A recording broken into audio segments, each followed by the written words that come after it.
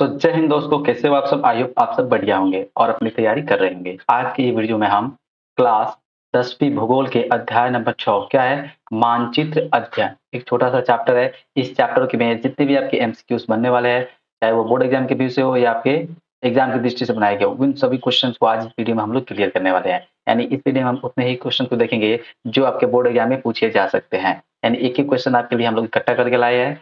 तो please video को and तक जरूर देखिए, क्योंकि इसमें से आपका प्रश्न बोर्ड एग्जाम में पूछता है। चलिए बिना देर के इस वीडियो को स्टार्ट करते हैं। मेरा नाम है वाहिद रजा और आप देख रहे हैं अपना फेवरेट से YouTube channel A to Z knowledge.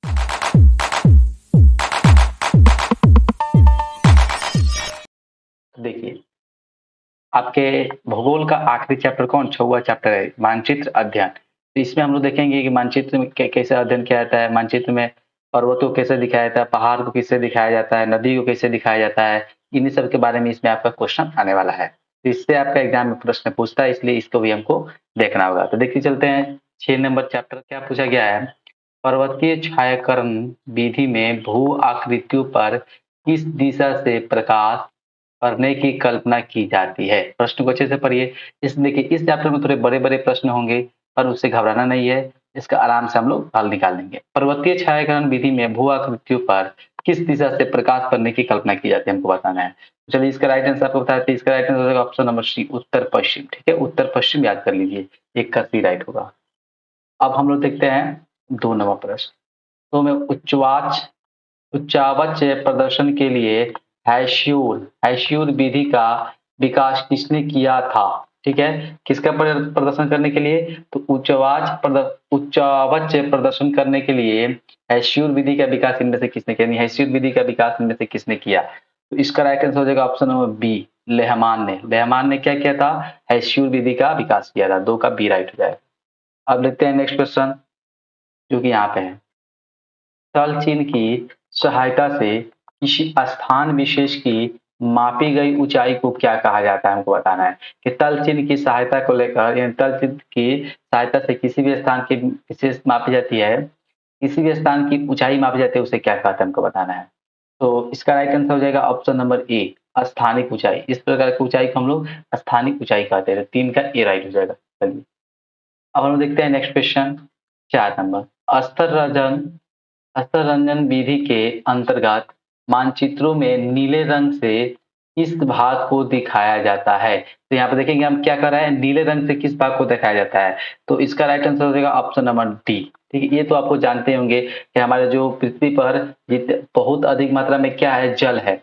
इसलिए हमारा पृथ्वी जो क्या होता है, नीला ग्रह के रूप में देखा जाता है। इसलिए हम जब पृथ्वी को देखते हैं तो पृथ्वी हमारा कैसा दिखाई देता है, नीला दिखाई देता है, क्योंकि इस पर बहुत अधिक मात्रा में जल है हमारे पृथ्वी पर। तो इसीलिए पूछ रहा है कि नीले रंग से क्या दिखाई देता है, तो जल को दिखाया जाता है। 4 का डी राइट होगा। 5 नंबर क्वेश्चन को पढ़ते हैं। जब समोच्च रेखा संकेंद्रीय वृत्ताकार हो, जिनके बीच की समोच्च रेखा अधिक ऊंचाई प्रदर्शित करती हो, तब इससे किस प्रकार की भू आकृतियों का अनुमान लगाया जाता है? इतना बड़ा प्रश्न है, तो चलिए देखते हैं इसका राइट आंसर क्या हो जाना चाहिए, फटाफट से बताइए। इसका राइट आंसर हो जाएगा ऑप्शन नंबर ए, पहाड़ हो जाएगा। ठीक है, तो 5 का ये होगा। अब 6 नंबर देखते हैं क्या कर रहा है। प्राकृतिक मानचित्र में मरुभूमि को किस रंग से देखा जाता है? मरुभूमि को बोले तो रेगिस्तान। ठीक है, मरुस्थल यानी कि मरुभूमि यानी मानचित्र के देखिए, जो कोई भी मानचित्र होता है उसमें जो रेगिस्तान होते हैं उनको हम लोग किस रंग से देखते हैं, यानी कौन सा रंग को हम देखेंगे तो पहचान जाएंगे कि यह रेगिस्तान है। तो इसका राइट आंसर हो जाएगा ऑप्शन नंबर बी, पीला रंग। पीला रंग से क्या किया जाता है, मरुभूमि को दर्शाया जाता है। यानी कि जो मानचित्र होता है उसमें आप जहां भी पीला रंग देखिएगा तो समझ जाइए क्या है, एक रेगिस्तान है। ठीक है, बी राइट होगा। अब हम लोग देखेंगे 7 नंबर। किस स्थलाकृति को प्रदर्शित करने के लिए कंटूर रेखाओं द्वारा गोल या चौकोर आकृति बनाई जाती है तथा उनके बीच में दूर तक खाली जगह छोड़ जाती है? किस स्थलाकृति को बनाने के लिए हमको बताना है। तो इसका राइट आंसर हो जाएगा ऑप्शन नंबर बी, पठार को बनाने के लिए ये करना पड़ता है। 7 का बी राइट होगा। 8 नंबर क्वेश्चन देखते हैं क्या कर रहा है।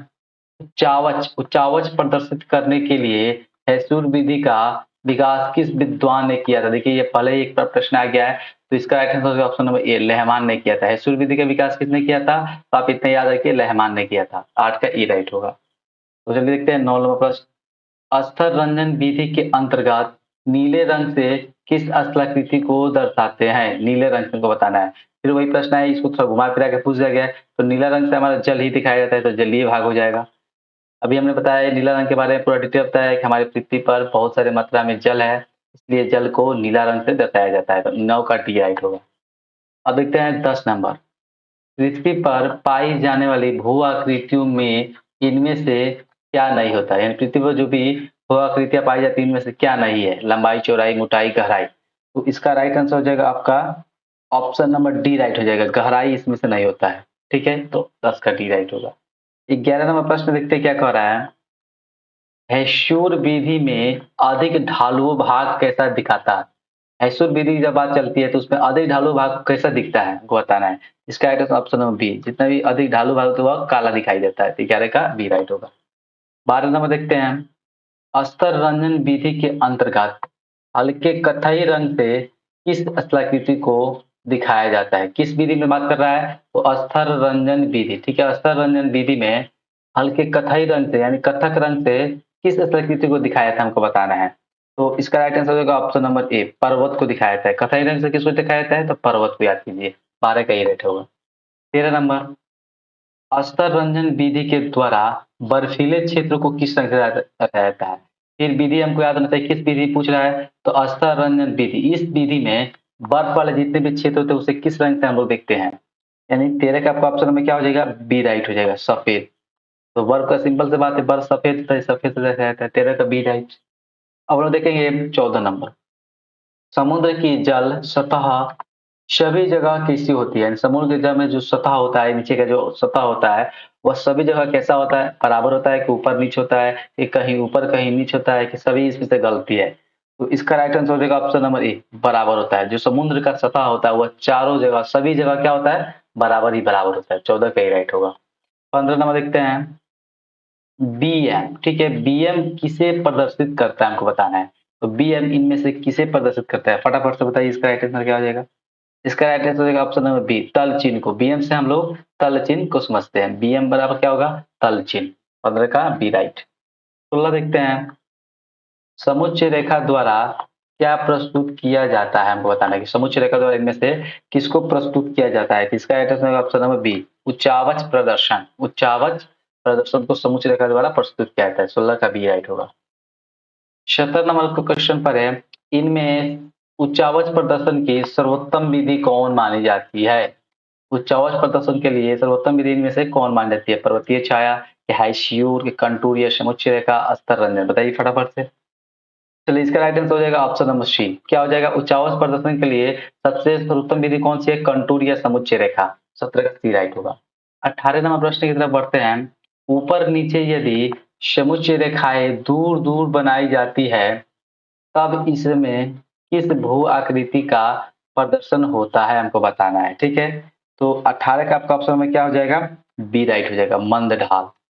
मंद ढाल प्रदर्शित होता है। 18 का बी राइट हो गया। 19 नंबर प्रश्न देखते क्या कर रहा है। यहाँ पे है, पर्वतीय छायाकरण द्वारा उच्चावच प्रदर्शन करने के लिए भू आकृतियों पर किस दिशा से प्रकाश पड़ने की कल्पना की जाती है? ये प्रश्न 3 बार हो गया। इसका आंसर क्या हो जाएगा? उत्तर पश्चिम। ऑप्शन नंबर ए, उत्तर पश्चिम से क्या होता है? प्रकाश पड़ने की कल्पना की जाती है। तो आपका 19 का ए राइट हो जाएगा। अब हम लोग देखेंगे 20 नंबर प्रश्न। ठीक है, 20 में क्या प्रश्न पूछा गया है? पर्वतीय देशों के उच्चावच को किस विधि द्वारा प्रभावशाली ढंग से दिखाया जाना अच्छा होता है? पर्वतीय जो देश होते हैं उनको किस विधि से दिखाना अधिक क्या होता है? प्रभावशाली होता है। तो इसका आंसर होगा ऑप्शन नंबर सी, पर्वतीय छायाकरण विधि से। पर्वतीय छायाकरण विधि। 20 का सी राइट होगा। 21वां प्रश्न देखते हैं। आज के सेशन में हम कम से कम 25 प्लस क्वेश्चन देखने वाले। ठीक है, ये चूंकि छोटा सा चैप्टर है, इसमें ज्यादा क्वेश्चन नहीं है, पूरी क्वेश्चन है। इतने क्वेश्चन पे आप कमांड करते हैं तो आपका बोर्ड एग्जाम में एक प्रश्न इससे बाहर नहीं आएगा। ठीक है, क्या है? जब भूमि की ढाल को छोटी-छोटी और सटी हुई रेखाओं से दिखाया जाता है तब उसे क्या कहा जाता है? जब भूमि की ढाल को छोटी-छोटी रेखाएँ और सटी हुई रेखाएँ से दिखाया जाता है तो उसे क्या कहते हैं? तो इसका राइट आंसर होगा ऑप्शन नंबर सी, हैस्यूर विधि। इसी को क्या कहते हैं हम लोग? हैस्यूर विधि कहते हैं। 21 का सी राइट होगा। अब हम लोग देखेंगे 22 नंबर प्रश्न। ठीक है, 22 में हमारा क्या प्रश्न पूछ दिया गया है? आकार की समुच्चय रेखाएँ किस स्थलाकृति के प्रदर्शन के लिए खींची जाती है? तो क्या है कि आकार की समुच्चय रेखाएँ किस स्थलाकृति के प्रदर्शन के लिए खींची जाती है, हमको बताना है। तो 22 का आपका ऑप्शन में क्या हो जाएगा, बी राइट हो जाएगा, बाहुकूट। क्या हो जाएगा, बाहुकूट। 22 का बी राइट हो जाएगा। 23 नंबर देखते हैं क्या कह रहा है। यहाँ पर 23 में है, छोटी महीन एवं खंडित, छोटी महीन एवं खंडित रेखाओं को ढाल की दिशा में खींचकर उच्चावच प्रदर्शन की विधि को क्या कहा जाता है, हमको बताना है। इसका ऑप्शन नंबर सी, इसी को कहता है हैश्योर विधि। क्या कहता है, हैश्योर विधि। 23 का सी राइट होगा। 24 नंबर देखते हैं क्या कह रहा है।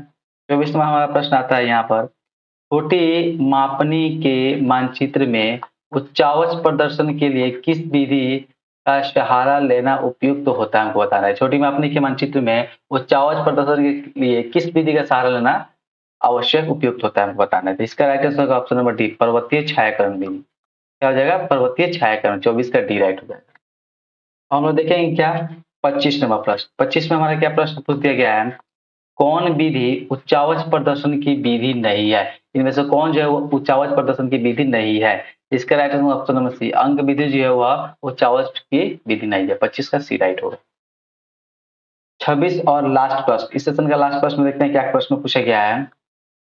तल चिन्ह के संदर्भ में किसी स्थान की मापी गई ऊंचाई को क्या कहा जाता है। पूछा गया कि तल चिन्ह के संदर्भ में किसी स्थान की मापी गई ऊंचाई को क्या कहा जाता है। इसका ऑप्शन नंबर ए, स्थानिक ऊंचाई। याद कर लीजिए क्या हो जाएगा, स्थानिक ऊंचाई। तो आज के इस अध्याय से यानी कि मानचित्र अध्ययन से ये 26 क्वेश्चन आपके लिए, ठीक है। यदि आप इस इतने क्वेश्चन पे कमांड करते हैं तो आपका इससे बाहर क्वेश्चन नहीं पूछने वाला, जो भी प्रश्न आएगा इसी के अंदर से आने वाला, ये गारंटी है, ठीक है। तो आई होप कि आप सबको ये क्वेश्चन क्लियर हुआ होगा। यदि पसंद आए तो प्लीज इस वीडियो को लाइक कीजिए, और यदि आप अभी तक चैनल को सब्सक्राइब नहीं किए, चैनल को सब्सक्राइब कर बेल आइकन को जरूर प्रेस कीजिए। यदि आप चाहते हैं कि इसका पीडीएफ आपको दिया जाए तो डिस्क्रिप्शन में लिंक दिया गया है, वहां से आप पीडीएफ ले सकते हैं। चलिए मिलते हैं ऐसे एक इंटरेस्टिंग वीडियो के साथ, तब तक के लिए बाय बाय।